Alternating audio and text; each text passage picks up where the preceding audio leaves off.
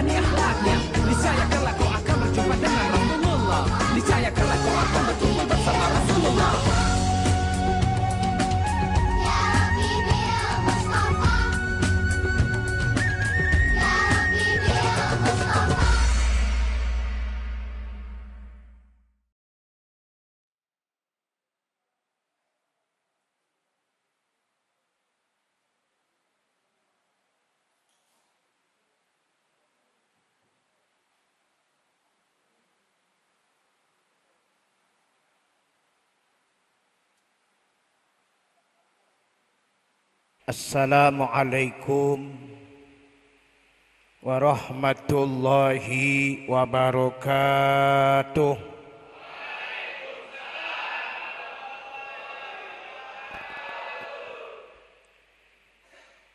Bismillahirrahmanirrahim. Innal hamdalillahi nahmaduhu wa nasta'inuhu wa na'udzu billahi min sururi anfusina wa sayyiati a'malina. May yahdihillahu fala mudilla lahu wa may yudlilhu fala hadiyalah. Asyhadu an la ilaha illallah wahdahu la syarikalah wa asyhadu anna Muhammadan abduhu wa rasuluhu wa la nabiyya ba'dah. Qalu subhanaka la ilma lana illa ma 'allamtana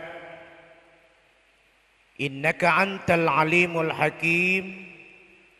La haula wa la quwwata illa billahil aliyyil azim. Amma ba'd. Bapak-bapak, ibu-ibu, saudara-saudara sekalian yang saya hormati, terkhusus kepada segenap pimpinan di lingkungan Pangkalan Sarana Operasi Tipe B ya. Kalau nggak salah kemarin saya baca WA-nya begitu. Dan seluruh yang terkait, tamu undangan, kita bersyukur kepada Allah Subhanahu wa taala. Meskipun bulan Rabiul Awal sudah bergeser agak jauh, tapi masih ada kegiatan peringatan Maulid. Dan ini memang yang sangat diharapkan oleh para mubalik.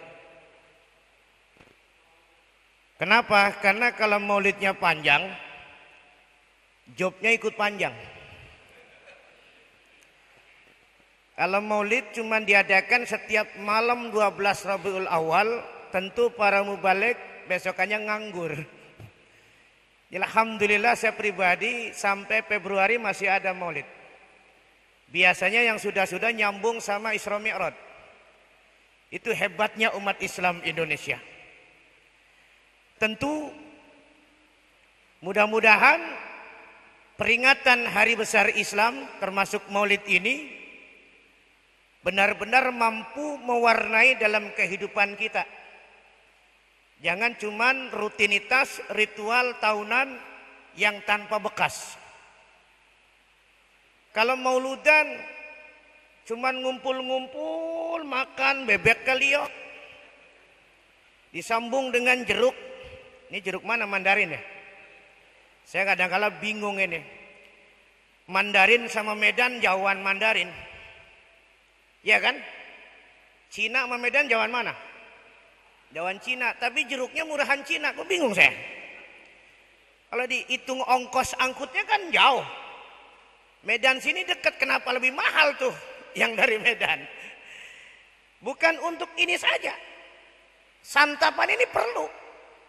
Apalagi tengah hari, kalau nggak ada santapan nggak pada datang nanti.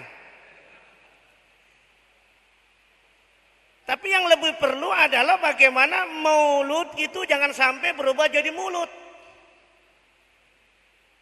Kalau mauludan yang diurus cuman makanan terus, itu berubah jadi acara mulutan. Bukan mauludan, mulutan. Karena yang diurus persoalan mulut.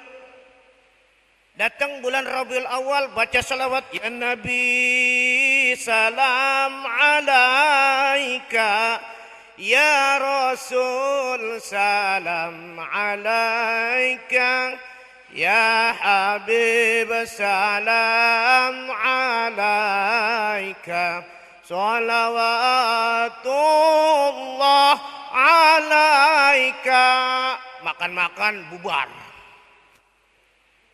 Jadi itu namanya acara mulutan, bukan mauludan. Maka sesuai dengan apa yang tercantum, kita peringatin maulid ini dasarnya ingin menggali kehidupan Rasul, sifat-sifat Rasul, yang pada akhirnya dengan peringatan maulid ini, yang memang dasarnya kita peringati maulid ini karena bersyukur kepada Allah. Jadi kita peringatan maulid ini bukan sesuatu yang salah. Landasan kita adakan peringatan maulid ini karena kita mensyukuri nikmat Allah. Apa nikmat Allah yang kita syukuri yang berkaitan dengan maulid?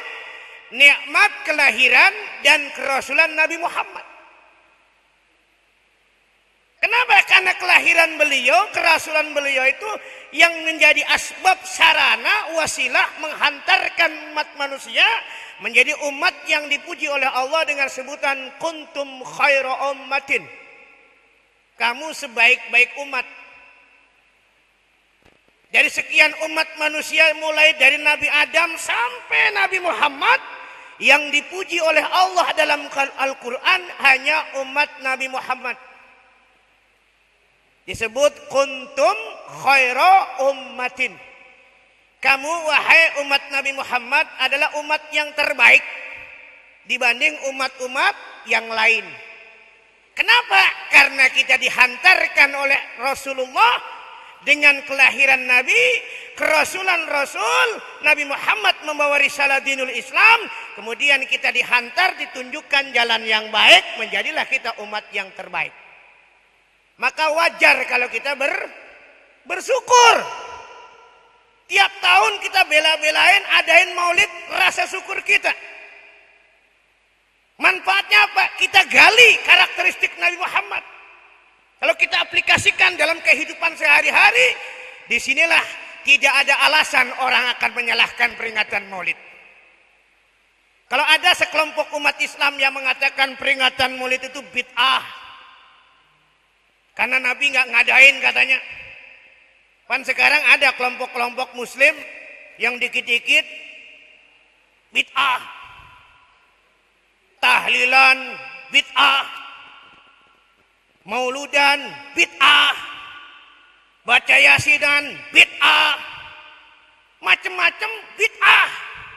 Biasanya cirinya orangnya itu kurus-kurus badannya. Kenapa? Jarang makan berkat.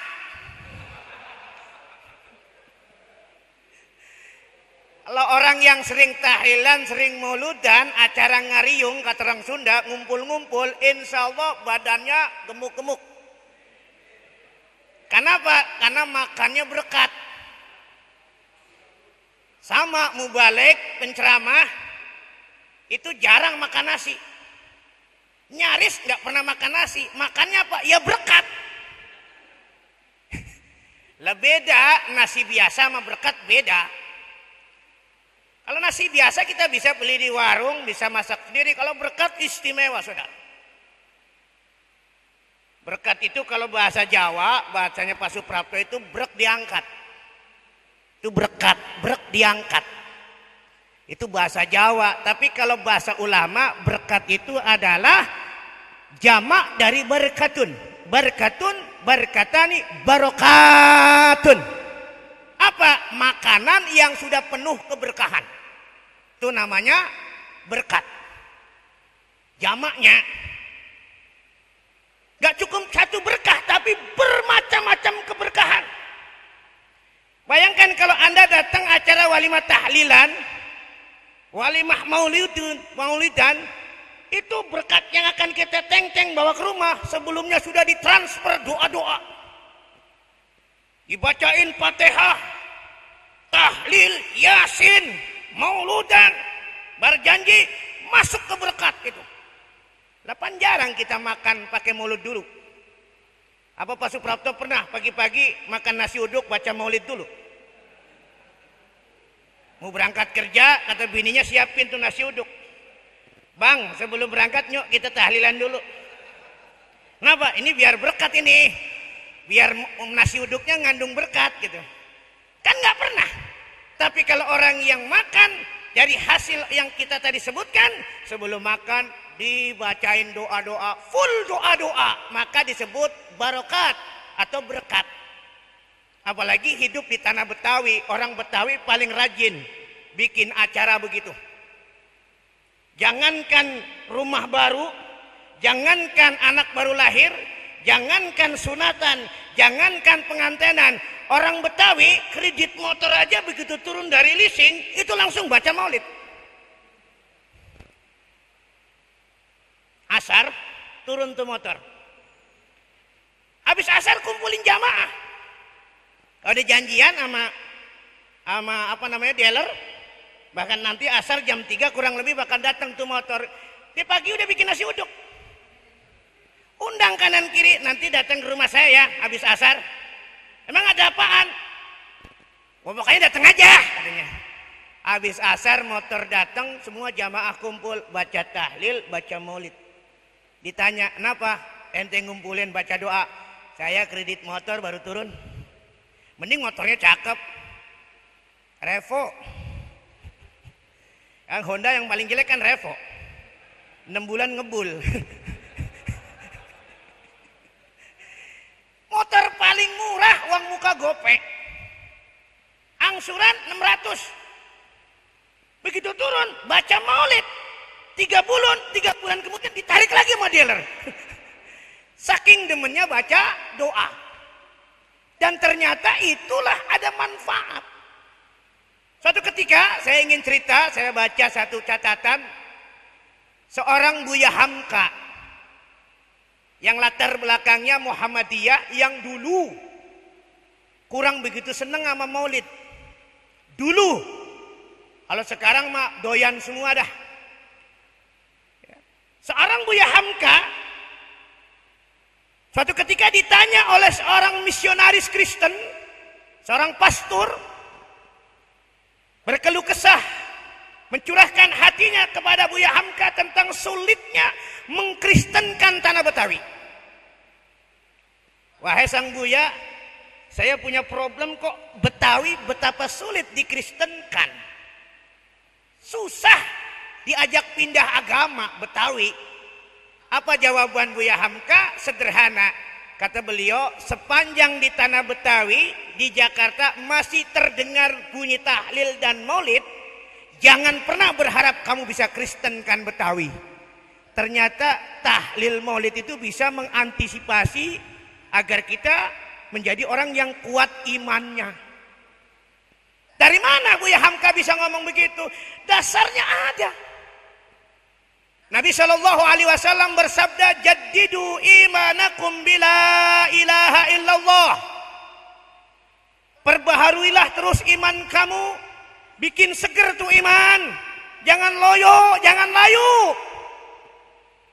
Ya, apalagi di pinggir laut begini, sering kepanasan. Iman bisa layu loh. Di pinggir laut begini panasnya bukan main, Priuk itu beda panasnya dengan wilayah lain. Kalau iman gak disiram bisa layu. Sama sama kangkung. Dia taruh kangkung pinggir situ dekat pangkalan, kalau nggak layu, dia mesti siram terus tuh. Nabi sebutkan jaddidu imanakum bila ilaha illallah. Segerin terus tuh kamu punya iman, siram terus tuh kamu punya iman, perbaharui terus kamu punya iman, jangan loyo, jangan layu, biar seger. Dengan apa? Bila ilaha illallah, dengan sering menyebut la ilaha begitu. Makanya orang yang bilang tahlil bid'ah itu dia belum tuntas belajarnya. Hadis itu jutaan, saudara. Jangan kita baru tahu hadis satu kemudian sok paling pinter, yang lain disalahin semua. Hadis itu jutaan.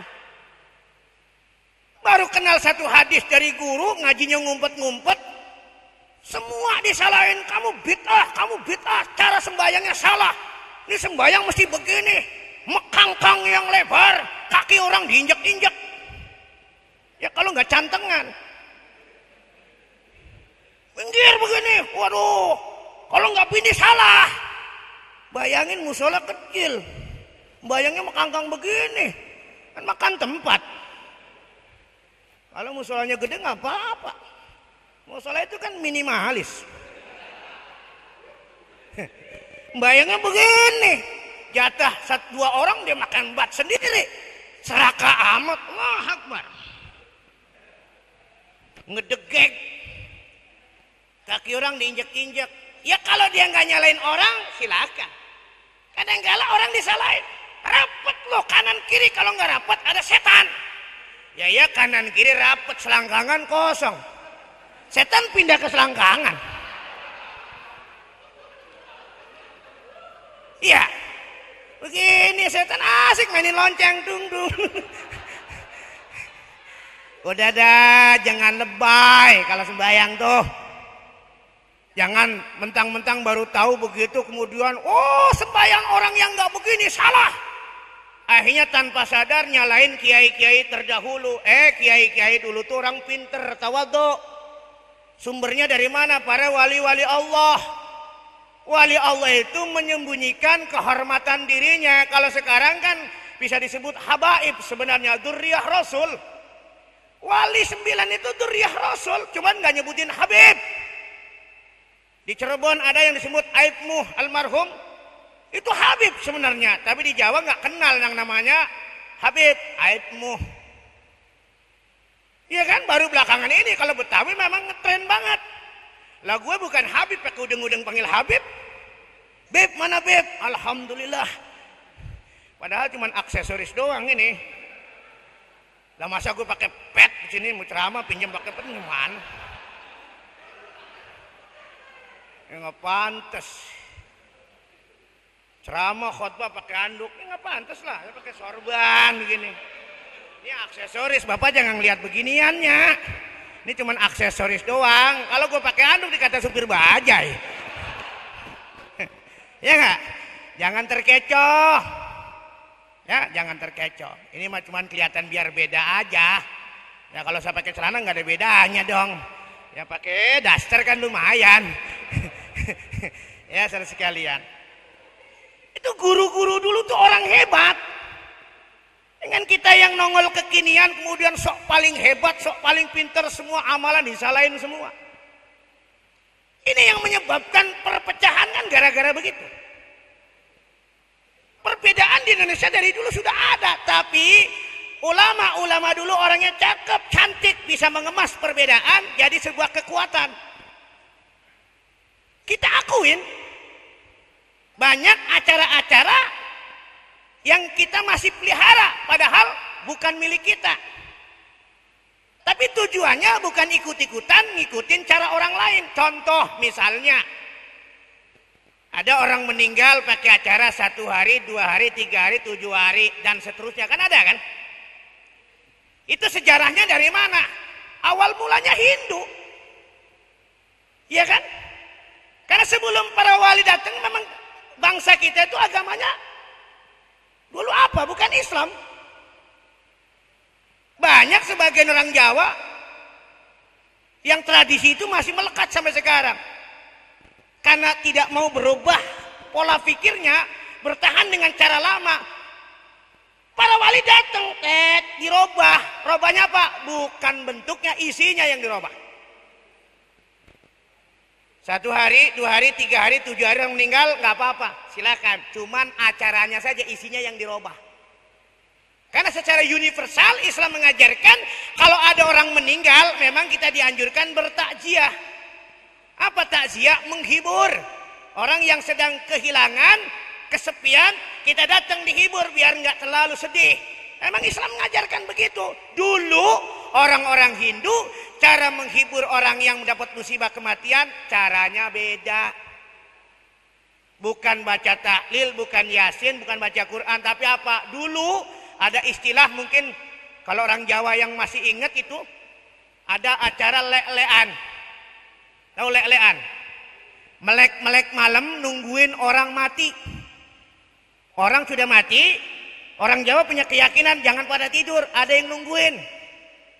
Tentu nggak semuanya, fardu kifayah diwakilin doang. Iya kan? Fardu kifayah juga kan? Ada beberapa orang yang menjaga sampai pagi, jangan ada yang tidur, namanya lek-lekan. Karena ninggalnya tanggung. Sore mau dikubur malam, dia besok dah diinepin tuh mayat. Karena dia nggak ngerti, dia lek-lekan itu baca apa? Bukan baca Quran. Waktu itu memang belum datang dakwah Islamiyah. Apa? Main ceki, main remi, biar mata nggak ngantuk. Balak 6, balak 7, ada balak 7. Jebrat, jebret, jebrat, jebret, begitu kan? Wali datang bawa misi agama 1 hari, 2 hari, 3 hari, 4 hari, 5 hari, 6 hari, 7 hari. Para wali bilang silakan jalankan. Cara itu jalankan, jangan dibuang. Yang diganti apanya? Yang diganti acaranya. Yang tadinya main remi diganti dengan baca Quran. Supaya ada kesatuan, supaya semakin enak, serempak, kompak. Para aulia illah itu nyusun yang namanya bacaan tahlil. Bacaan tahlil yang kita baca itu susunan para aulia dulu. Wali-wali Allah nih loh caranya. Diawali dengan tawasul dulu, hadiah Fatihah. Sebagai orang yang tahu diri, berterima kasih, kita bisa jadi orang baik karena perjuangan Nabi, maka kirim Fatihah kepada Nabi. Nabi nggak mungkin langsung ke sini lewat sahabat-sahabat, kirim Fatihah kepada sahabat. Sahabat-sahabat nggak langsung ke sini lewat wali-wali, kirim Fatihah kepada wali. Tanda terima kasih atas dakwah mereka, kita jadi orang benar mengenal Islam. Terima kasih. Habis Fatihah baru baca tuh rangkaian yang sering kita baca tahlil, kompak dari Sabang sampai Merauke, susunannya sama, cakep. Meskipun secara rentet dalam bentuk hadis nggak ada, tekstual hadis nggak ada bacaan tahlil yang kita baca, tapi isinya bersumber dari hadis. Dalam tahlil kita baca beberapa surat-surat pendek. Nabi perintahkan untuk tolak bala, jauh dari malapetaka, bola miliman baca kulhu, al-falak, an-nas, kan begitu. Dalam tahlil ada kalimat la ilaha illallah. Nabi peringatkan supaya iman kita kuat, seger. Ada dasarnya. Dalam tahlil ada baca tasbih, subhanallah wa bihamdihi, subhanallahil azim. Ada hadisnya kata Nabi, 2 kalimat ringan diucapkan, berat pahalanya. Apa itu? Subhanallah wa bihamdihi, subhanallahil azim. Semuanya ada sumbernya, cuman susunannya memang yang nyusun para wali-wali Allah. Lalu kemudian ini disebut bid'ah, ya keliru lah. Oh, nggak ada sumbernya kok. Diperintahkan sama Nabi. Di dalam tahlil ada sholawat. Allah perintahkan, innallaha wa malaikatahu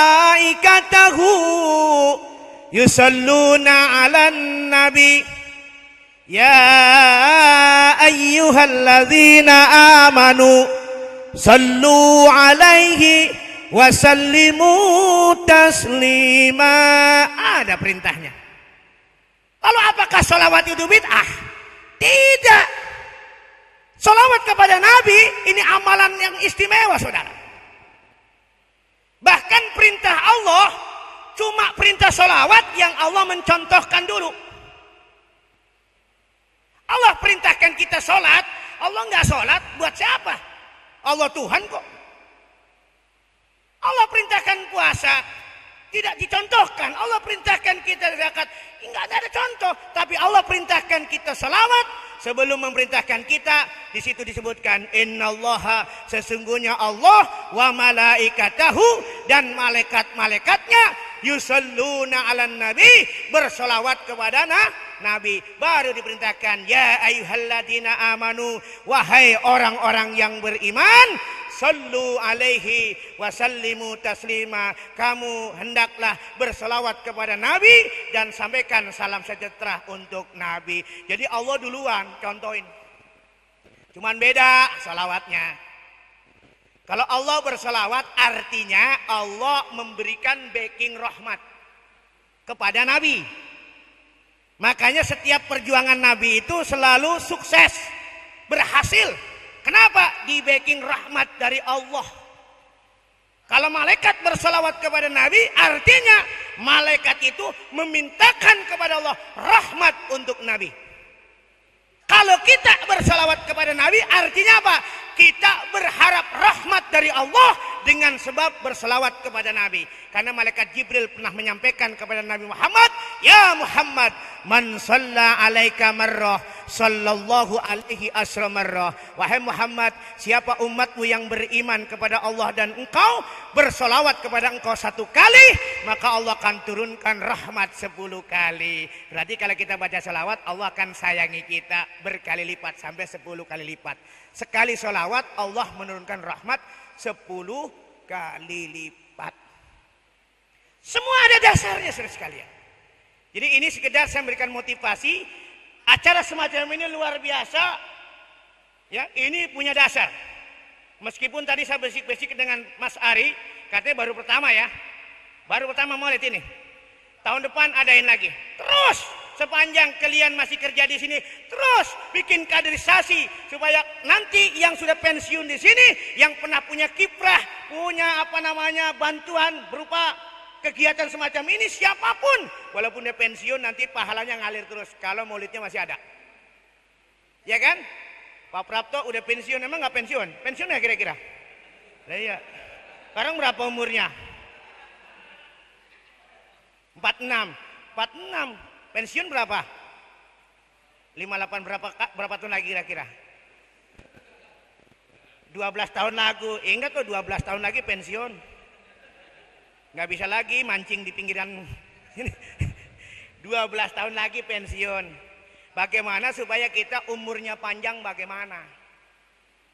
Kan yang kita minta kan umurnya bagaimana panjang-panjang. Umur kan udah ditentuin Ustaz. Iya benar sudah ditentuin. Tapi yang dimaksud umur panjang itu walaupun sudah mati dikenang orang. Disebut-sebut orang kebaikannya. Betul? Kalau dunia ini mah lagi pada nunggu kok. Kita semua lagi nunggu kok. Nggak akan lama. Ya. Makanya Islam itu mengajarkan kita rukun iman. Yang dibawa oleh Rasul dalam surat Ali Imran ayat 164. Rasul ditugaskan untuk yatlu alaihim ayatihi. Tugas Nabi sebagai Rasul menjelaskan kekuasaan Allah. Keimanan kita kepada Allah. Karena dulu pada masa fatrah, masa di mana orang sudah melupakan ajaran agama para nabi sebelumnya, lupa kemudian sesat kembali. Nabi diutus, kemudian Nabi ditugaskan yang sesat biar pada benar. Untuk benar pertama yang diajarkan Nabi adalah pokok keimanan kepada Allah. Yatlu alaihim ayatihi. Manusia, dunia ini ada karena diciptakan oleh Allah. Tidak ada Tuhan kecuali Allah. La ilaha illallah, tidak ada Tuhan kecuali Allah. Siapa yang ngajarin? Nabi Muhammad. Kalau umat sebelumnya ya nabi-nabi yang lain. Khusus kita yang ngajarin Nabi Muhammad. Makanya belajar. Ada pengumuman pengajian, hadir. Ngaji supaya kita semakin jelas menatap masa depan dengan ilmu yang jelas sehingga imannya juga benar. Kenapa? Apa ada tantangan? Banyak tantangan. Bahkan Nabi telah memberikan kabar kepada kita. Nih, kalau ngomong-ngomong Nabi yang ngomong bukan ramalan ya. Ya. Kalau Quran ngomong bukan ramalan. Nabi bersabda bukan ramalan. Ini saya kasih tahu karena belakangan ini sudah ada yang ngomong agama itu cuma ramalan. Bahkan yang ngomong itu ketua partai. Dalam politiknya ada pidato politik ngomong agama itu cuma ramalan. Kiai ustadz cuma ramal, termasuk ramal hari akhirat. Padahal kiai belum pernah ke sono. Begitu sekarang ngomong begitu. Itu orang berarti nggak percaya dengan negeri akhirat. Orang yang nggak percaya dengan akhirat sama dengan kafir. Berarti nggak punya iman. Islam datang menjelaskan ini loh hidup dunia masanya terbatas. Dunia fana. Ya. Manusia hidup ini kan bermacam-macam tempat. Pertama di alam ruh. Kemudian pindah di alam rahim. Kemudian pindah lagi di alam dunia. Nanti di alam kubur, terakhir alam akhirat. Kan begitu. Ada fase-fase. Islam mengajarkan itu. Kita mesti yakin, nggak boleh ragu, karena ini ajaran Islam bukan ramalan. Saya kesel kadang-kala orang ngomong nggak pakai ayakan. Katanya mubalik itu pendakwah, pemimpin-pemimpin agama cuma ngeramal doang. Kan dia belum pernah ke akhirat, kau udah ngomongin akhirat, ya Allah. Akhirnya muncul orang-orang yang anti agama Islam. Kalau anti agama itu di Indonesia gampang kok, PKI. Sekarang PKI udah mulai kebangkitannya sudah tercium dengan nyengat sekali. Di media-media kan, di medsos sudah ada. Termasuk saya, Ustadz juga alhamdulillah. Walaupun Ustadznya begini, handphonenya Android juga. Masa Ustadz masa kini handphonenya masa gitu? Android juga saya. Masuk. Terakhir saya dapat WA, kiriman. Itu ada orang yang mengatakan bahwa syahadat kita itu palsu. Karena secara hukum yang namanya bersaksi mesti menyaksikan langsung. Ini dikait-kaitkan dengan kasus Ahok ini. Lu kagak ngeliat, cuma ngeliat YouTube, saksinya palsu. Termasuk syahadat kita. Kalau pengen bener itu harus ngeliat. Asyhadu an la ilaha illallah. Lu mesti ngeliat Allah dulu, baru bener. Washhadu anna Muhammad Rasulullah. Lu mesti ngeliat Nabi Muhammad dulu, baru bener. Sedangkan kita hidupnya jauh, berarti kita kesaksiannya palsu. Nih PKI, udah mulai ngomong. Hati-hati. Ini kita dilemahkan iman kita. Mau jadi apa bangsa ini kalau imannya dilemahkan begini? Hati-hati saudara. Maka kita peringatin Maulid. Tujuannya apa? Kembali kepada nilai-nilai Islam. Islam bukan ramalan. Islam itu tuntunan. Dibawa oleh baginda Nabi, disampaikan kepada kita. Kita dituntun begini loh. Dunia sebentar. Nggak lama bakal mati. Mati juga diacak, nggak ngeliat umur. Emang mati pakai ada kayak orang pensiun? Enggak kan? Mati itu kapan saja bisa terjadi. Kata Zainuddin Amjad almarhum seperti jatuhnya buah kelapa. Kadang masih beluluk jatuh. Lagi mengkel-mengkel degan, tahu degan? Degan kelapa muda. Jatuh. Kadang-kadang udah merah. Sampai coklat tua, nggak jatuh-jatuh. Itu kelapa. Mati juga begitu. Kita masih muda, jangan sombong. Ustadz biarinlah. Kelapa muda kupas-kupasin. Kelapa tua tinggal batoknya. Mumpung masih muda puas-puasin. Daripada ntar tua tinggal bongkoknya. Jangan begitu. Mati itu selalu dekat dengan kita. Dan ini keimanan. Gak akan orang hidup terus-terusan di dunia. Pasti bakal mati. Setelah mati ada alam kubur. Makanya paham Ahlus Sunnah wal Jamaah. Tadi saya dengar ada Sulamut Taufik ya. Pengajian tadi. Materinya kan. Itu bagus. Itu tentang tauhid. Yang bermanhaj Ahlus Sunnah wal Jamaah. Hati-hati sekarang banyak aliran-aliran yang keliru. Saya cuma ngasih tahu Nabi pernah mengabarkan kepada kita 14 abad lebih yang silam. Kata Nabi, la tabtariku ummati ala salasin wa sab'ina firqatan. Sintani wa sab'ina finnar fawahidatun fil jannah. Nabi menyebutkan nanti umatku akan terpecah-pecah menjadi 73 golongan. Yang 72 celaka, masuk neraka. Fawahidatun bil jannah, yang selamat masuk surga cuma satu. Lalu sahabat bertanya, manhum ya Rasulullah, siapa ya Rasul orang yang selamat? Golongan mana yang selamat? Nabi sebutkan, qala ahlus sunnah wal jamaah. Yang selamat kelompok ahlus sunnah wal jamaah. Apa itu ahlus sunnah wal jamaah? Saya baca dalam keterangan kitab yang dikarang oleh Kiai Haji Sirajuddin Abbas. Banyak kiai-kiai lain tapi termasuk saya ambil dari Padang. Yaitu Kiai Haji Sirajuddin Abbas, orang ulama ahlus sunnah wal jamaah menyebutkan yang namanya ahlus sunnah itu orang yang cara berimannya dan cara beribadahnya mengikuti Nabi, namanya ahlus sunnah. Bagaimana wal jamaah? Wal jamaah itu adalah orang yang cara keimanannya dan cara ibadahnya ngikutin sahabat-sahabat Nabi. Jadi kalau ahlus sunnah wal jamaah artinya orang yang cara berimannya kepada Allah dan cara beribadahnya kepada Allah mengikuti Nabi dan mengikuti sahabat-sahabat Nabi. Itu namanya ahlus sunnah wal jamaah. Jangan dikit-dikit gue ngikut Nabi, sahabat nggak dipakai. Padahal Nabi membenarkan ikuti aku dan ikuti sahabat-sahabatku. Maka muncullah sholat taraweh. Ada yang 8 rakaat, ada yang 20 rakaat. Zaman Nabi sejarah mencatat tarawehnya berapa? 8 rakaat. Witir 3 jadi 11. Benar apa benar? Ya benar. Lalu kenapa sekarang kok ada orang taraweh 20 rakaat tambah witir 3 jadi 23? Ngikut siapa?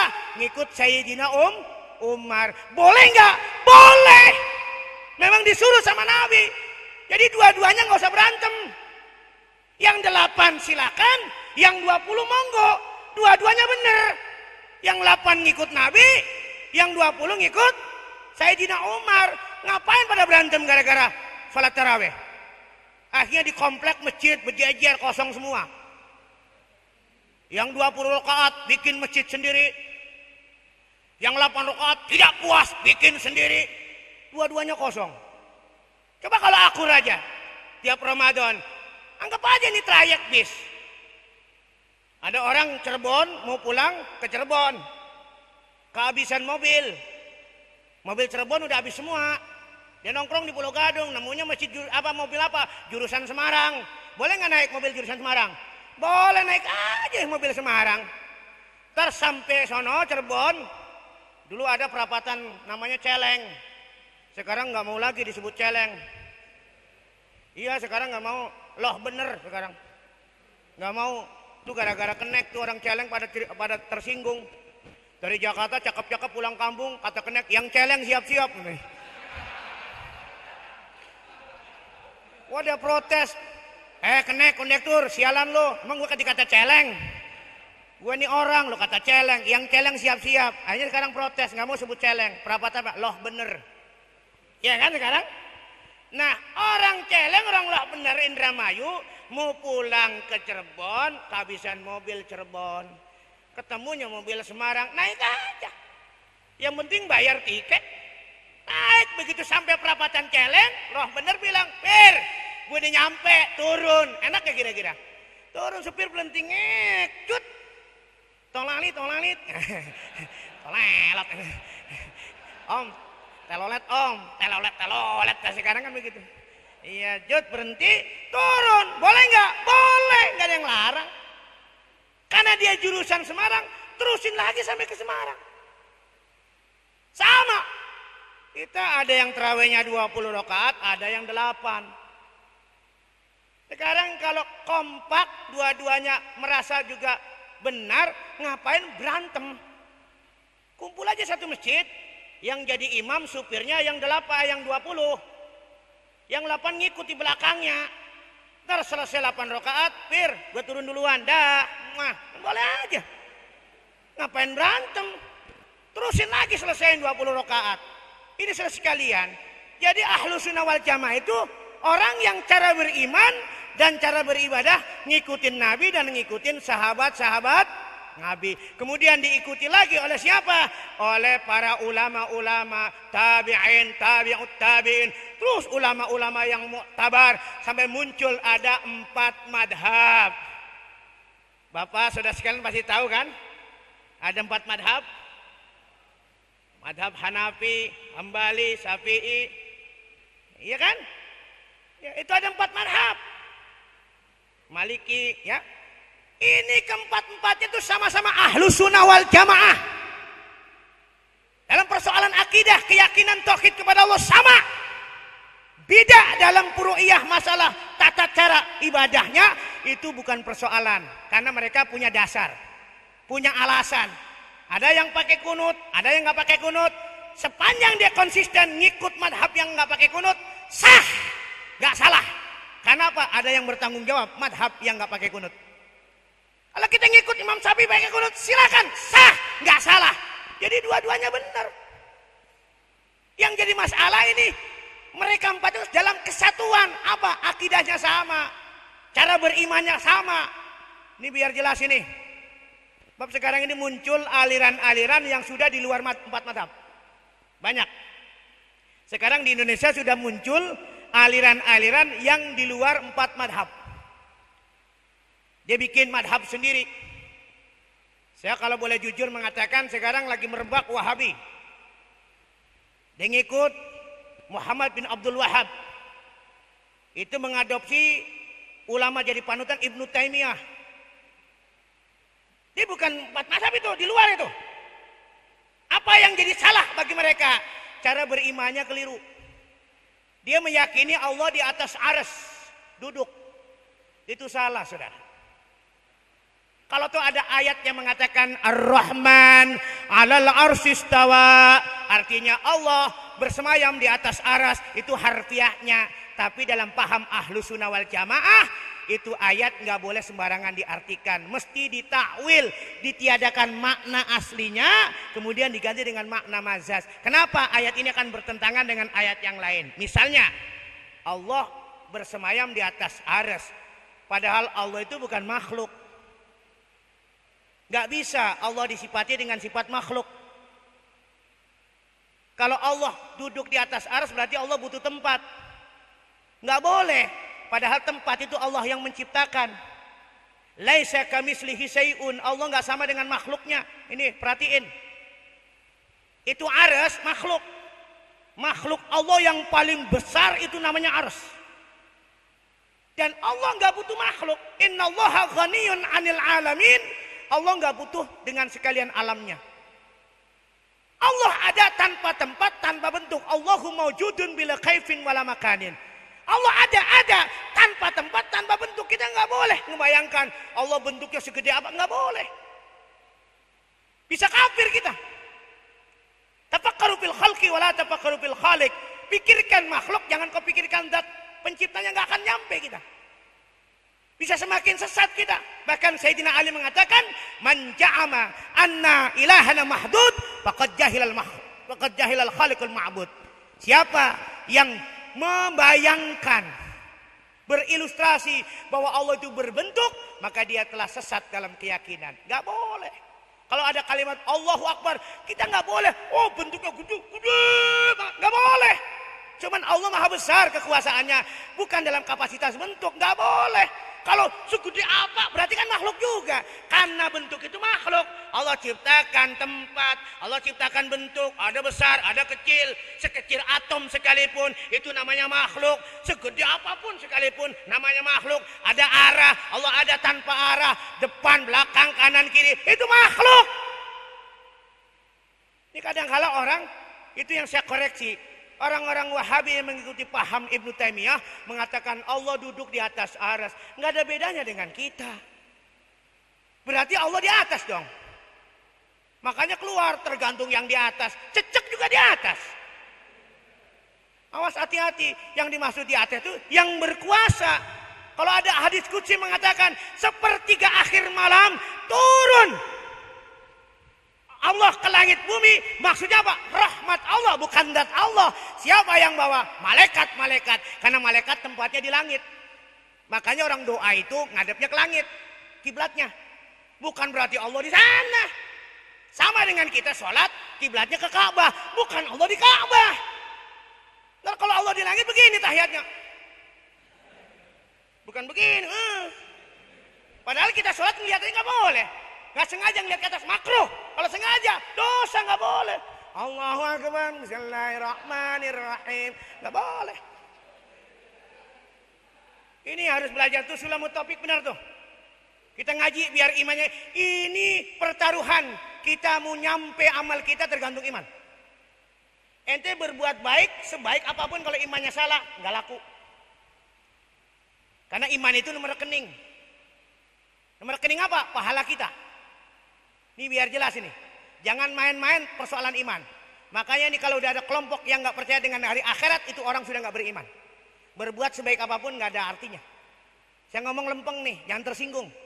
Yang kebetulan pendukung PDI, diem-diem aja udah. Gue ngomong lempeng nih, gue ngomong agama. Jangan lu bawa-bawa politik. Sorry itu saya ya, nggak bisa saya. Ini agama ini, main-main agama. Ngapain? Kita hidup sekali, hidup begini kalau bisa sesat. Iman itu mahal, saudara. Makanya kalau orang baik yang didasari iman sebutannya soleh. Orang soleh pasti baik, orang baik belum tentu soleh. Kenapa? Orang soleh mendapatkan pahala karena ada iman. Beramal soleh sekecil apapun, karena amalnya dasar iman, nyampe. Iman nomor rekening. Ente punya duit, satu koper, datang ke BRI, mau nabung, pasti yang ditanya nomor apa? Rekening dulu. Mana buku tabungannya? Berapa nomor rekening? Oh, enggak ada pak, enggak bisa. Ente mesti buka dulu rekening, baru bisa masuk. Kenapa? Syarat masuknya tabungan mesti pakai nomor rekening, ada tabungannya, ada nomor rekeningnya. Sama, orang pengen dapat pahala nanti di akhirat, beriman dulu. Senyumnya orang beriman, sedekah, pahala. Tabassumuka fi wajhi akhika laka sedekah, kata Nabi. Senyummu di hadapan saudaramu itu sedekah. Kenapa? Senyum yang didasari iman. Makanya sekarang jangan cemberut. Kerja semangat, banyak senyum. Jadi komandan juga begitu ya Pak Prato ya, jangan cemberut mulu. Senyum. Karena cemberut belum tentu disegani kok. Orang merengut sama anak buah belum tentu diseganin. Kadang-kadang anak buah udah bete ngeliat dia. Kagak ada seger-segernya, merengut melulu. Akhirnya gak seger kan. Yang penting kita tegas, disiplin, bertanggung jawab, punya loyalitas kepada bawahan, bawahan akan loyalitas pada atasan, kan begitu. Jangan pincang, pengen anak buah loyal sama kita, kita gak ada loyalitas, sama aja bohong. Yang ada apa? Ada dusta di antara kita. Begitu. Benar ini. Ini konsep kepemimpinan Nabi yang tadi disebutkan oleh Pak Dani tadi. Iya. Nabi apa-apa nyontoin dulu kok. Kerjanya dengan contoh, bukan dengan telunjuk Nabi itu. Perang, Nabi paling depan. Kalau komandan kita, jenderal di belakang. Kodok hijau, kodok hijau. Kodok hijau, ya kodok burik siap, kodok burik serang, begitu kan. Kalau Nabi enggak, Nabi di depan. Ikut kena sabutan samurai, kena pedang, ikut lecet. Nabi ada contoh, saudara. Kalau kita konsekuensinya ingin meneladani Nabi, ya begitu emang. Luar biasa. Nabi punya mukjizat yang luar biasa, Pak. Kalau para nabi dan para rasul sebelumnya dikasih mukjizat, yang paling istimewa mukjizatnya Nabi Muhammad. Nabi Musa tongkatnya bisa memancarkan air, muncrat air untuk isi ulang. Iya kan dulu aja belum ada isi ulang. Ya. Nabi Muhammad bukan pakai tongkat, jari sela-sela jarinya untuk keluar air. Dan yang paling istimewa melebihi segala-galanya, paling nomor wahid tuh air yang keluar dari celah-celahnya jari Nabi itu paling hebat, paling bagus, air yang paling bagus. Nomor dua baru Zam-Zam. Kalau nggak salah Zam-Zam nomor 2. Antara Zam-Zam dan dari tongkatnya Nabi Musa itu pukulan tongkat Nabi Musa. Tapi yang paling utama dari sela-sela Nabi ngocor begini. Luar biasa. Nabi jangan main-main. Ya kan? Jangan main-main. Suatu ketika waktu perang Khandaq, ini bicara mukjizat ini. Perang Khandaq, perang Parit, itu kan mau diserang dari Mekah.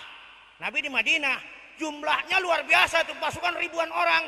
Salman Al-Farisi punya ide, ya Rasul kita bikin parit aja, kita ngumpet di parit. Dulu kan perangnya model perang klasik kan, pakai panah. Jadi ngumpet di parit doang.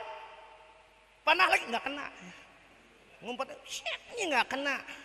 Tuh idenya Salman Al-Farisi. Pada waktu kerja bakti bikin parit itu kurang lebih ada 1000 sahabat. Gali parit. Ada salah satu istri sahabat menyampaikan salam kepada Nabi melalui suaminya. Bang, bilangin sama Nabi nanti habis kerja bakti suruh mampir ke rumah. Ntar saya mau masak anak kambing. Jadi dia punya anak kambing. Kalau bahasa Jawanya cempe. Cempe ya. Orang Jawa cempe. Kalau bahasa yang sekarang lagi sate lagi ngetren di Tegal namanya batibul. Di bawah 3 bulan. Kambing batibul, bawah 3 bulan masih cempe. Bunyinya bukan beng. Nah gitu doang. Belum paseh. Jadi anak kambing kecil. Jadi istrinya sahabat bilang, ya suami ndak sampaikan kepada Nabi nanti habis kerja bakti ajak Nabi mampir ke rumah. Kita siapin gulai, kita potongin dah anak kambing. Cuman tolong pesan sama Nabi jangan ngajak yang lain. Karena ini cuma kambing kecil. Kambing cempe, anak kambing. Orang Arab kalau makan kambing, subhanallah. Satu kambing, ente kalau berangkat umroh sono, ya Allah. Dan satu kambing paling 5 orang. Kambing 1 ekor, cuman orang Arab nggak maruk kayak kita. Kalau kita mah kambing seisi-isinya dimakan. Orang Arab itu kambing benar-benar dagingnya doang, jeruan buang semua. Kalau kita mah ucus juga dibersihin, dimakan bikin soto. Semua. Ya, jadi karena kambingnya kecil, pesan tolong Nabi jangan ngajak yang lain. Cukup abang sama Nabi aja ke rumah. Disampaikan tuh pesan. Ya Rasul ada salam dari saya punya istri, nanti setelah selesai kerja bakti Rasul diminta untuk mampir ke rumah, ada hidangan makanan gulai kambing tapi anak kambing ya Rasul. Kecil. Karena anak kambing kecil, tolong Nabi diem-diem aja, nggak usah ngasih tahu yang lain karena takut nggak cukup. 1000 orang kan nggak mungkin kan. Nabi dipesenin begitu, malah diumumin. Saudara-saudara, sahabat-sahabat sekalian, ini kita alhamdulillah capek-capek begini, ada undangan. Habis kerja bakti kita suruh mampir ke rumahnya si Anu, udah disiapin gulai kambing. 1000 orang pak, suruh mampir gulai kambing. Itu istrinya ketakutan, kan udah dibilangin jangan ngomong yang lain, malah diumumin. Takutan orang anak kambing kempe kecil. 1000 orang datang ke rumah apa nggak kelabakan? Nabi senyum. Akhirnya Nabi duluan sampai ke rumah, dibilang mana istrimu? Rono, panggil, bawa sini itu gulai kambingnya sama makanan lainnya.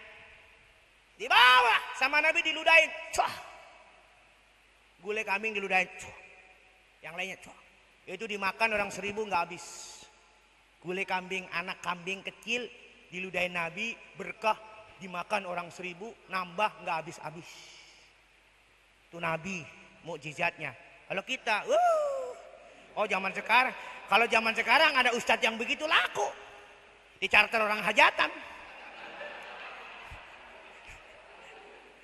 Iya Pak Prapto, kalau saya bisa, saya dipanggil Ustaz, kenapa?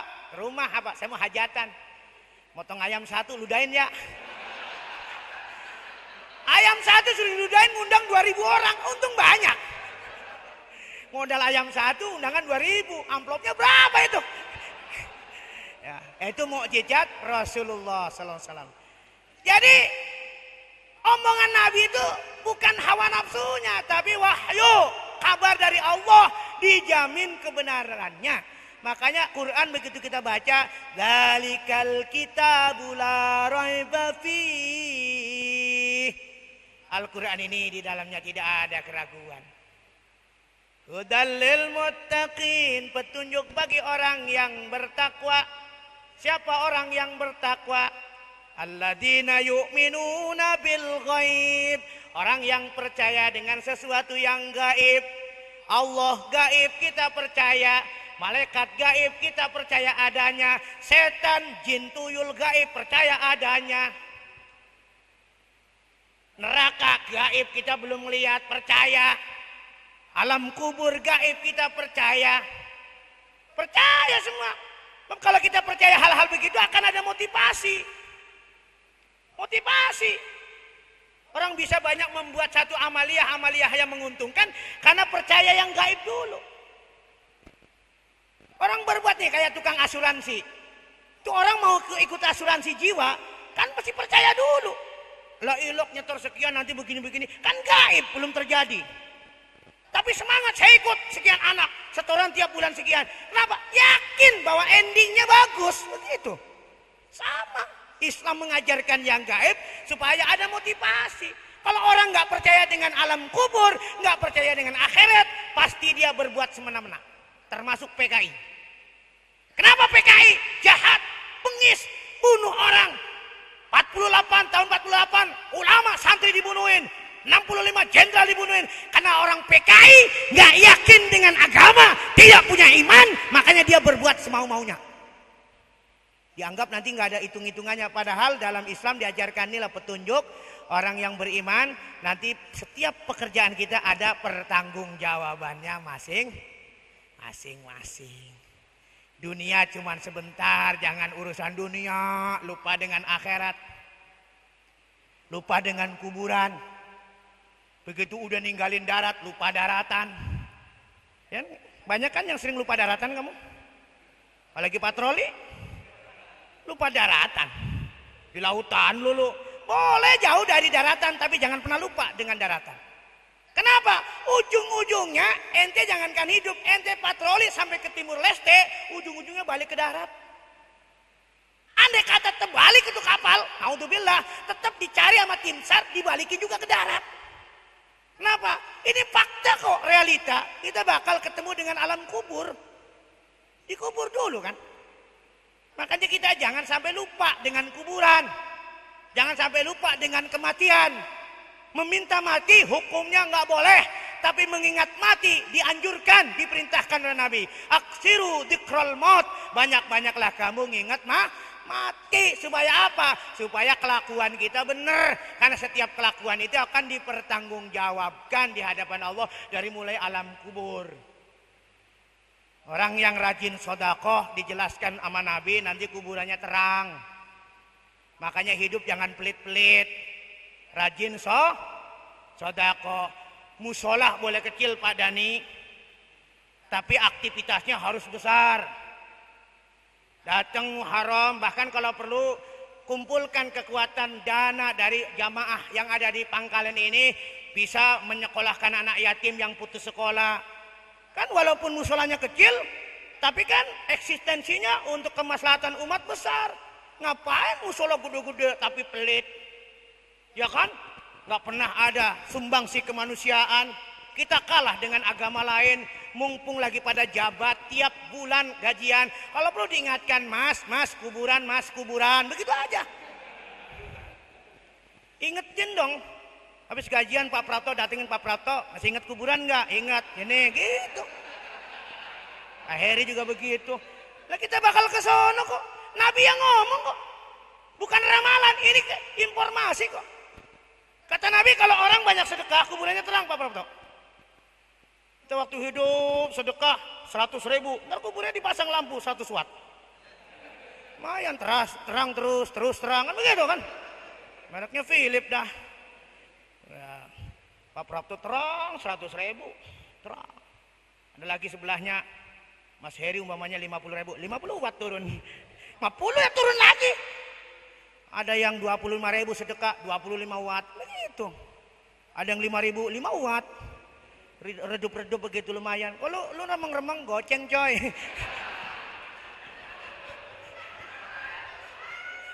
Masih untung remeng-remeng goceng coy katanya. Sebelahnya ada yang 2.000 pakai lilin.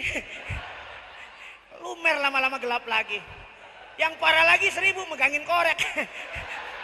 Ya Allah. Dia mau kemana coba? Gue mau nanya mente. Sekarang sih boleh gagah-gagah.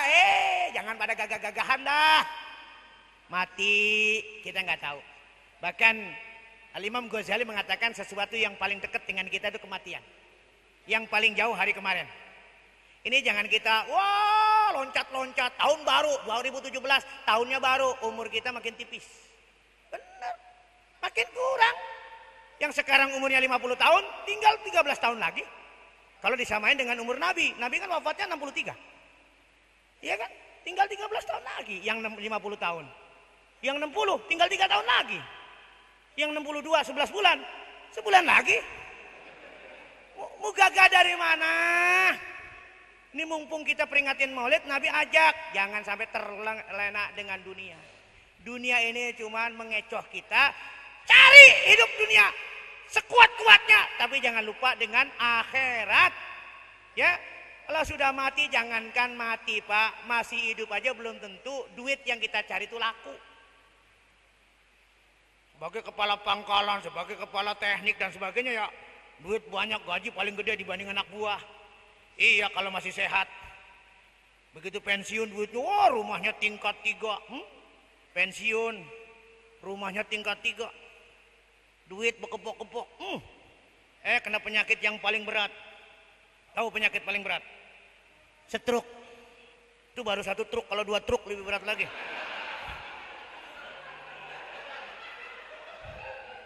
Kata orang Madura itu penyakit stroke. Kenapa dia kena penyakit stroke? Karena dia makannya radiator. Orang Madura bilang radiator, tapi kan tempat radiator. Maksudnya nggak diatur makannya. Orang Madura kan ngomongnya cepet. Kalau orang Jawa bilang radiator, Pak. Nggak diatur, nggak beraturan, makannya sembarangan. Ini gara-gara makan radiator tadi. Makanya penyakitnya stroke. Makan radiator penyakitnya stroke. Makanya kalau makan diator, jangan radiator. Iya. Makan radiator penyakitnya stroke. Penyakit paling berat baru 1 truk. Kalau 2 truk lebih berat lagi tanya. Ya coba bayangin, duit banyak pensiunan, kena stroke udah miring begini mana ya? Ayo, bangga punya mobil Jaguar, nggak bisa nyetir udah gini. Boro-boro nyetir. Di bawah supir pribadi aja ngeluh, supir pribadi punya majikan engklok begini gitu. Nah, udah nggak ada mana, belum mati loh, duitnya udah nggak laku sebenarnya. Duitnya banyak, nggak berani beli daging, nggak laku tuh beli daging, dia nggak berani makan daging, darah tinggi. Lewat tukang durian berjejer, nggak berani makan durian, nggak laku tuh beli durian, kenapa? Darah tinggi. Makannya diatur, belum mati tuh, duitnya banyak, nggak ada artinya. Ikan asin nggak berani. Sayur-sayuran milih, jangan makan nangka, badan pada bekel. Jangan makan daun singkong, darah tinggi naik. Bayam sama.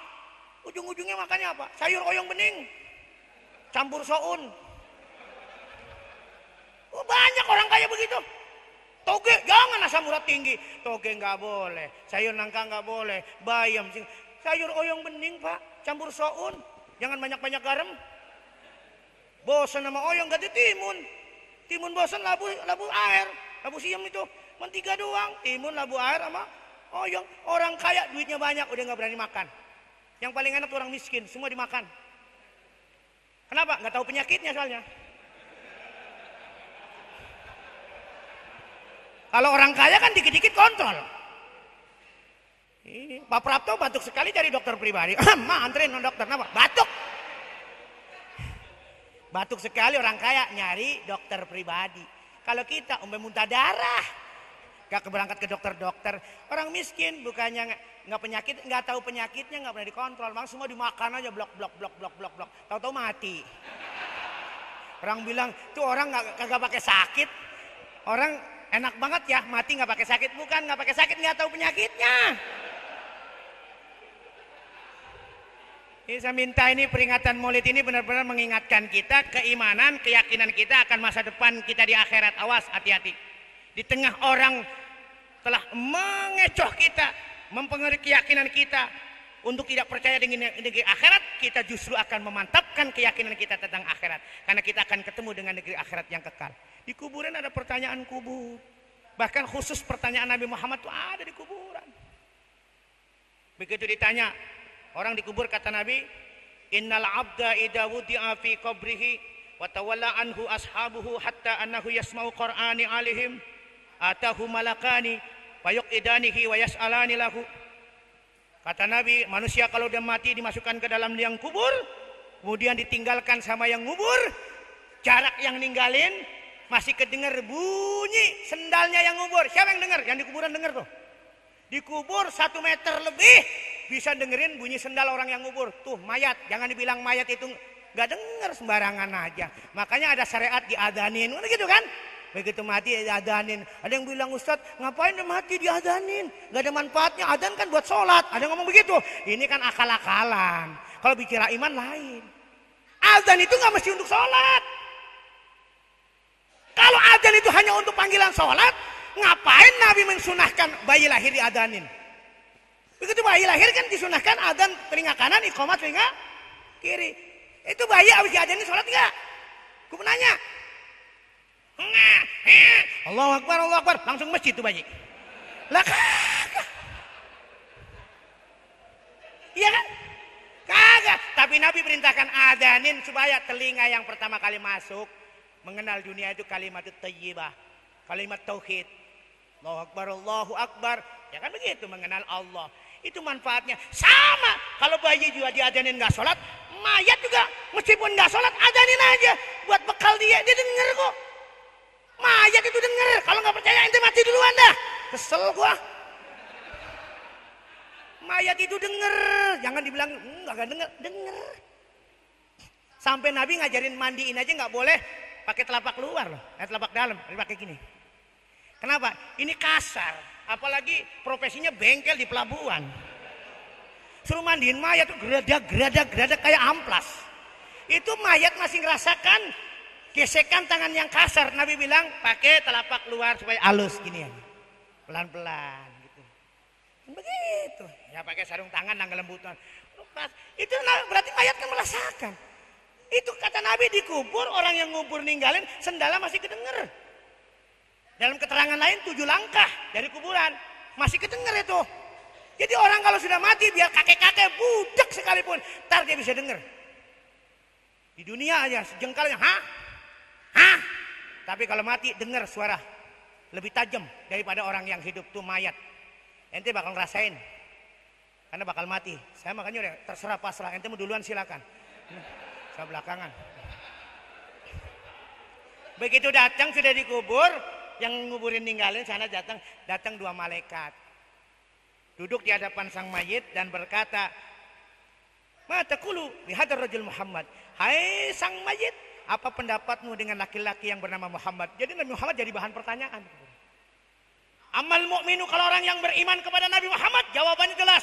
Huwa Abdullah wa Rasuluh. Nabi Muhammad itu hamba Allah dan utusan Allah. Tuh, yakin. Begitu jawabannya benar, kata malaikat, undur maq'adaka minan nar, qad abdalakallah maq'adan minal jannah. Wahai ahli kubur, karena jawabanmu benar, lihat tempatmu mestinya tadi di neraka, sekarang udah diganti oleh Allah di sorga. Udah dilihatin sorganya dulu, belum sampai ke sorga, masih di alam kubur, udah dilihatin dulu sorganya. Cakep banget ya. Udah dilihatin dulu. Makanya di alam kubur tenang udah, gue pasti ke sana, udah dilihatin dulu. Wa yuwassi'u lahu qabrahu sab'una dira'an. Kemudian malaikat meluaskan kuburannya di jejak kanan kiri sampai 70 hasta, kurang lebih 40 meter.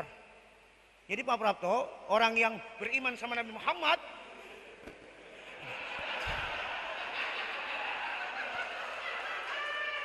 ini Pak Prapto mulu ya. Tandanya gue CS. Jadi kalau beriman sama Nabi Muhammad nanti di luar kelihatannya 1 meter, 2 meter. 1 kali 2, tapi di kuburannya 40 meter. Itu bisa ngelundung-lundung, Pak. Zaman futsal itu. Lega kuburannya. Kenapa? Dia beriman kepada Nabi Muhammad. Kemudian wayamlau alaihi khadran minal dia ditutup atasnya itu dengan daun-daun hijau sampai hari dibangkitkan. Itu orang yang beriman. Wa amal kafir, adapun orang yang kafir begitu ditanya, apa pendapatmu tentang laki-laki yang bernama Muhammad? Dia bilang, la adri, saya enggak tahu. Siapa itu Muhammad? Aku lu kama yaqulun nas. Saya sering nyebut Muhammad cuman ngikut-ngikut aja. Orang nyebut Muhammad, gue ikut nyebut Muhammad. Saya nggak beriman kepada Muhammad.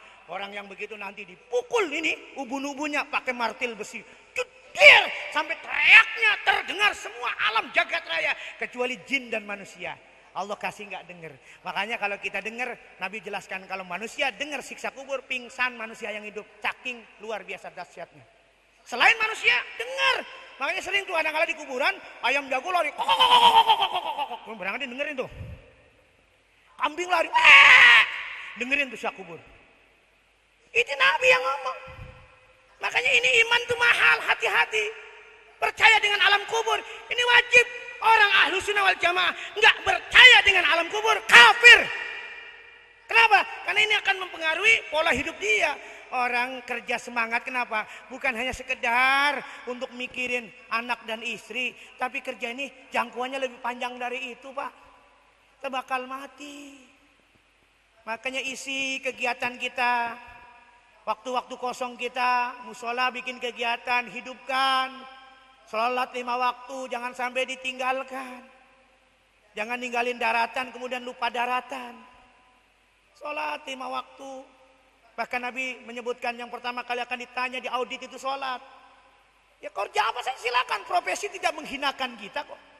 Yang menghinakan kita di saat kita jauh dari keimanan, jauh dari keislaman baru kita hina. Orang yang paling mulia bukan orang kaya sebutannya, bukan orang alim sebutannya. Inna akramakum indallahi atqakum. Yang paling mulia itu yang paling bertakwa kepada Allah. Orang bertakwa itu tadi percaya dengan yang gaib.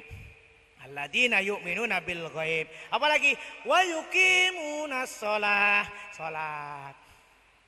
Wa mimma razaqnahum yunfikun.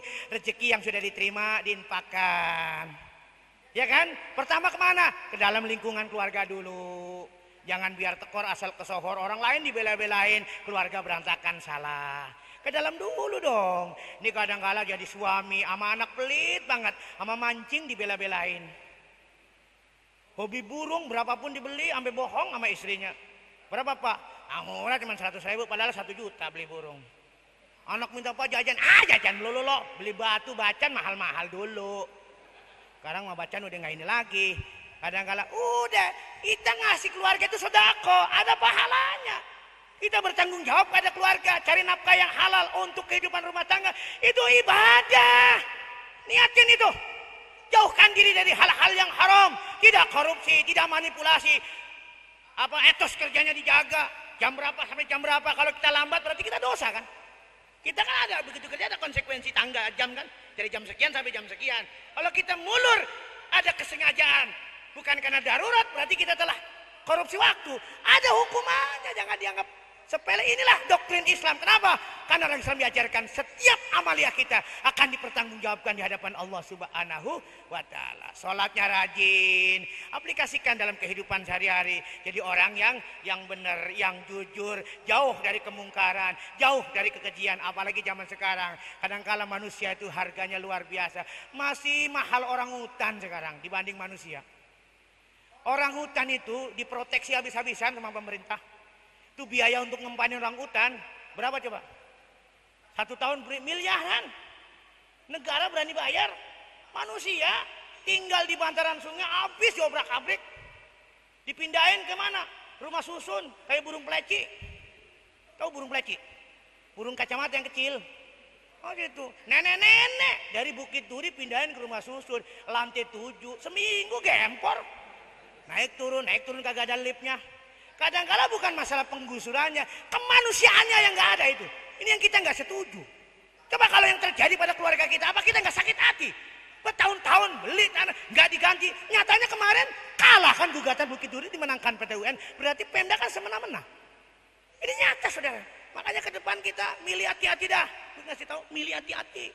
Cari orang bener yang santun, yang pinter, jangan yang arogan, ngomong nggak diayak. Segala kotoran diomong-ngomongin.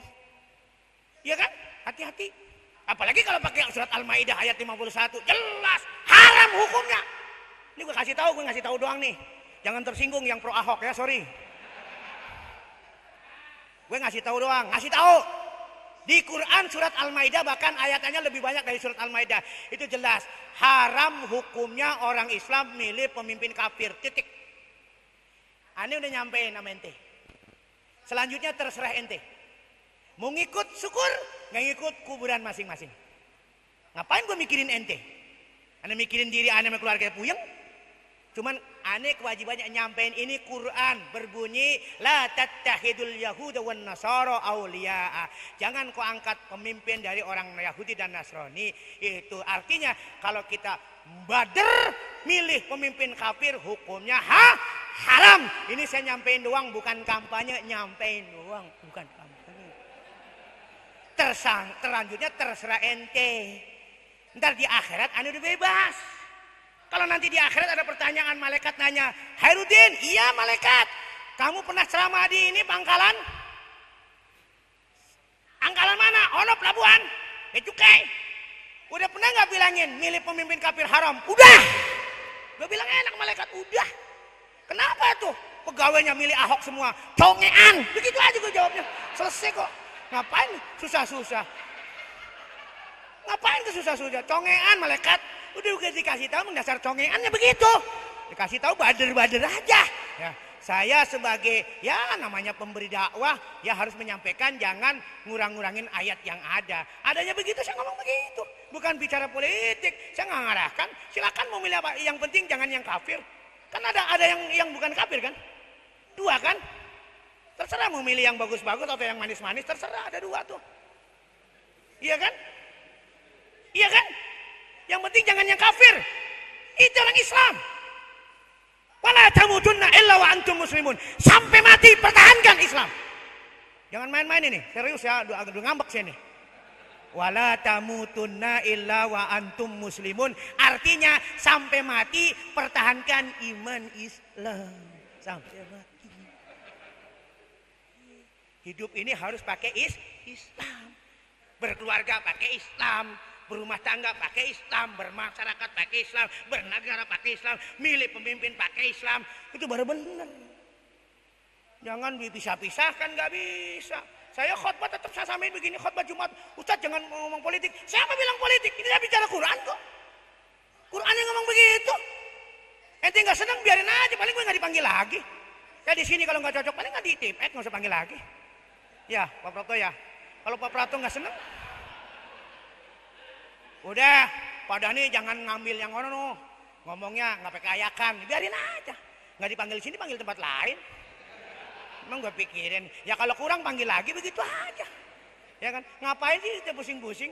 Asal jangan benci Allah. Kalau dibenci orang mah biasa, Nabi Muhammad dibenci kok. Setiap membawa kebaikan ada yang suka, ada yang tidak suka. Sepanjang kebaikan itu sesuai dengan koridor yang ajarkan oleh Allah, sami'na wa ta'na kita sampaikan. Ya. Pesan saya nanti tanggal 15 Februari. Kalau ente masih pada punya iman, punya Islam, jangan pilih yang kafir. Siapa yang larang? Quran. Siapa itu Quran? Firman Allah. Yang larang Allah yang menciptakan kita. Kalau ente masih cinta dengan Allah, jangan pilih yang kafir. Titik segede kelapa. Udah. Titiknya gede kan segede kelapa. Kan puyeng-puyeng. Tapi kalau ente mau bandel ya silakan aja, bukan urusan gua orang. Bukan urusan gua, nyampein doang. Jadi inilah makna meneladani Nabi. Nabi tuh wah luar biasa. Kalau diceritain panjang banget. Ini udah jam berapa? Udah jam 3. 1 jam setengah lebih kurang nih saya. Nggak berasa kan tadi naik tengah 2. Sekarang jam 3 berarti berapa? 1 jam setengah nggak berasa. Ini kalau saya panjangin sampai maghrib. Nanti sih enak duduk. Gue yang teriak-teriak. Iya. Jadi intinya hidup ini sementara. Nabi mengajarkan kita, teladan dari Nabi itu mengajarkan agar kita jangan lupa daratan. Jangan amal kita melupakan persiapan akhirat. Ini bagian daripada rukun iman. Bahkan di Quran tadi ayat yang saya baca, setelah dia bersedekah, percaya dengan Quran, percaya dengan kitab-kitab yang terdahulu, ditutup wabil akhirati hum yuqinun. Orang Islam mesti percaya yakin dengan akhirat. Dengan yakin dengan amal akhirat nanti ada perhitungan-perhitungan. Yang beramal baik dapat sorga, yang beramal jahat masuk neraka. Tapi kalau Islam memang tetap masuk sorga, menggebuk dulu di neraka. Jadi orang Islam pasti masuk surga, cuman digebukin dulu di neraka. Dosa-dosanya disepuh dulu di neraka tuh. Ambil babak belur, baru udah benjol-benjol, udah selesai dosanya, baru dipindahkan ke surga. Itu kalau masih punya iman. Kalau imannya offset, sudah nggak percaya dengan hari akhirat, berarti nggak punya iman. Lain lagi, langsung neraka selama-lamanya. Orang nggak beriman kan nggak ada tempat surga. Walaupun beramal baik. Makanya jaga benar ini iman kita. Dimanapun kita pelihara iman, insya Allah hidup kita akan benar. Mau di darat, mau di laut, mau di sungai, asal punya iman, insya Allah hidupnya benar. Kalau hidupnya benar, tenang. Orang hidup benar kan nggak banyak masalah. Orang yang nggak tenang kan orang yang banyak masalah. Kenapa nggak banyak masalah? Karena hidupnya nggak benar. Jadi punya masalah teman aja kita nggak enak, apalagi punya masalah sama Allah, lebih nggak enak lagi. Sholat, jangan kita tinggalin sholat. Itu namanya punya masalah dengan Allah. Awas, hati-hati sholat, kita bakal mati. Kau tahu baru 1 mil kebalik kita nggak tahu. Yang pasti laut, 2 mil, terus nggak ketolong gimana? Tapi kalau kita berangkat sudah dengan doa, ibadah rajin, dimanapun mati mah pasti. Tapi kita sudah siap dengan kematian. Insya Allah kita selamat fid dunya wal akhirah. Barangkali itu ya. Dah, nggak usah panjang-panjang. Kalau masih kurang nanti ngundang lagi. Maksudnya ya. Dalam konteks judul yang berbeda, nanti saya sambung-sambungin. Ini memang terus terang aja, saya biasanya kalau ceramah banyak job-job yang lucu. Ini sengaja saya kurangi karena suasananya lagi panas. Panas bukan panas ini, panas denger ada kelompok yang sudah nggak percaya dengan akhirat. Itu panas saya dengernya. Berarti itu orang nggak beragama. Kelompok-kelompok komunis yang sudah tidak yakin dengan hari akhirat. Maka saya pesan hati-hati dengan peringatan Maulid ini. Mantapkan iman Islam kita. Jangan sampai kita terkontaminasi dengan paham-paham yang anti agama. Sekali Islam tetap Islam. Sekali iman tetap iman. Wala tamutunna illa wa antum muslimun. Kita akhiri dengan doa. Mudah-mudahan pertemuan ini membawa rahmat, berkah dan ampunan Allah Subhanahu wa taala. Allah panjangkan umur kita dalam taat. Allah berikan kita rezeki yang murah untuk beribadah. Allah jadikan keluarga kita keluarga yang sakinah, mawaddah, warahmah. Allah jadikan anak cucu kita anak cucu yang solehin wa solehat. Orang tua kita, guru-guru kita, sahabat-sahabat kita yang telah berpulang ke rahmatullah. Allah berikan ampunan segala dosanya. Terima amal ibadahnya, dijadikan kuburnya raudhah min riyadil jannah. Dan di saat kematian kita tiba, kita mati dalam keadaan husnul khatimah. Al-Fatihah. A'udzu billahi minasyaitonir rajim. Bismillahirrahmanirrahim. Alhamdulillahirabbil alamin arrahmanir rahim maliki yaumiddin. Iyyaka na'budu wa iyyaka nasta'in. Ihdinas siratal mustaqim. Siratal ladzina an'amta 'alaihim ghairil maghdubi 'alaihim waladdallin. Amin. Bismillahirrahmanirrahim. Alhamdulillahirabbil alamin. Hamdan syakirin, hamdan na'imin, hamdan yafi ni'amahu wa yukafi'u mazidah. Ya Rabbana lakal hamdu wa lakal syukru kama yanbaghi li jalali wajhikal karim wa 'azimi sultanik. Allahumma shalli ala sayyidina Muhammadin al-Fatih lima ughliq wal khatimi lima sabaq nasiril haqqi bil haqqi wal hadi ila siratikal mustaqim wa ala alihi haqqa qadrihi wa miqdarihil 'azim. Allahumma ighfir lana dhunubana wa liwalidayna warhamhuma kama rabbayana shighara wa li jamil mu'minina wal mu'minat wal muslimina wal muslimat hayyihim wa mayyitihim wa syahidihim wa ghaibihim wa qaribihim wa ba'idihim innaka ta'lamu matwahum wa mutakallabahum. Allahumma ja'alna wa auladana wa dhurriyyatana min ahli al-ilmi wat tuqa wal khair wa la taj'alna wa iyyakum ahli syarri wad dhair. Rabbana taqabbal du'ana innaka antas samiul alim wa tub 'alaina innaka at-tawwabur rahim. Rabbana atina fid dunya hasanah wa fil akhirati hasanah wa qina adzabannar. Bi fadli subhana rabbika rabbil izzati amma yasifun. Wassalamun alal mursalin. Alhamdulillahirabbil alamin. Lebih kurangnya mohon maaf. Hadanallahu ayyakum ajmain. Wallahul muwaffiq ila aqwamit thariq. Assalamualaikum warahmatullahi wabarakatuh. Rindukan nabimu, jika kau benar-benar cinta dan rindu kepada Muhammad nabimu, buktikan taati perintahnya, tinggalkan larangannya, teladani akhlaknya. Niscaya kelak kau akan berjumpa dengan Rasulullah. Niscaya kelak kau akan berjumpa dengan Rasulullah.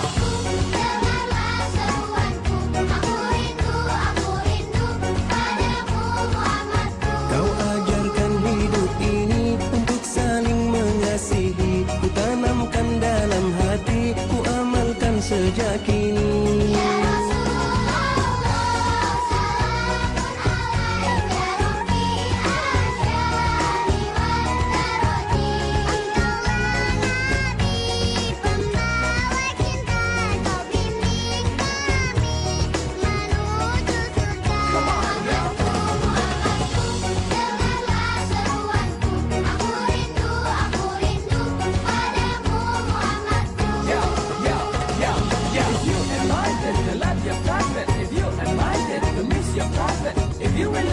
Prophet Muhammad